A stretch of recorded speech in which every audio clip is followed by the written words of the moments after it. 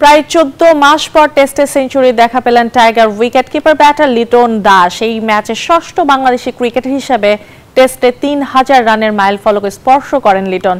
এর সাথে টাইগারদের হয়ে সর্বোচ্চ স্কোরের তালিকায় 5 নম্বরে উঠে এসেছেন টি-20 অধিনায়ক।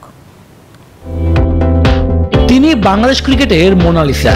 তার ব্যাটিং সবুজ গালিচায় রং তুলিতে ছবি আঁকে। মিরপুরে আবার সেই দৃশ্য ফিরিয়ে আনলেন। নিজের টেস্ট ক্যারিয়ারে 5ম সেঞ্চুরি তুলে নিলেন লিটন। টেস্টে লিটনের যেন সেঞ্চুরি আশি করে বারবার ফাঁকি দিয়ে যাচ্ছিল। আইরিশদের বিপক্ষে প্রথম টেস্টে আউট হয়েছেন 60 রানে। এর আগে শ্রীলঙ্কা বিপক্ষে কাটা পড়েন নার্ভাস 19-এ। সব মশার বিরুদ্ধে সুরক্ষা দিতে এলো বসুন্ধরা এক্সট্রিম অ্যারোসল। মশার বিরুদ্ধে এক্সট্রিম সুরক্ষা। বাংলাদেশ আয়ারল্যান্ড সিরিজের দ্বিতীয় ম্যাচ মুশফিকের ক্যারিয়ারে ১৭তম টেস্ট, তাই স্পটলাইট মুশফিকের দিকেই ছিল। তবে মুশফিককে এই টেস্টে সবচেয়ে বেশি সময় সঙ্গ দেওয়া লিটন আর 90-এর ঘরে থেমে থাকেননি। প্রথম দিন 202 রানে চতুর্থ উইকেট পড়লে ক্রিজে আসেন লিটন।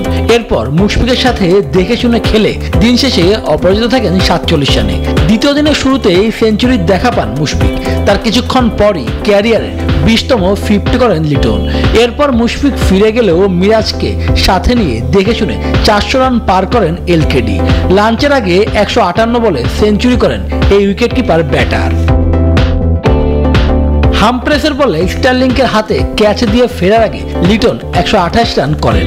8-4 আর 4 ছক্কায় সাজানো ইনিংসে তিনি ফেরেন 192 বল খেলে। শুভদেব নাথ, নিউজ 24।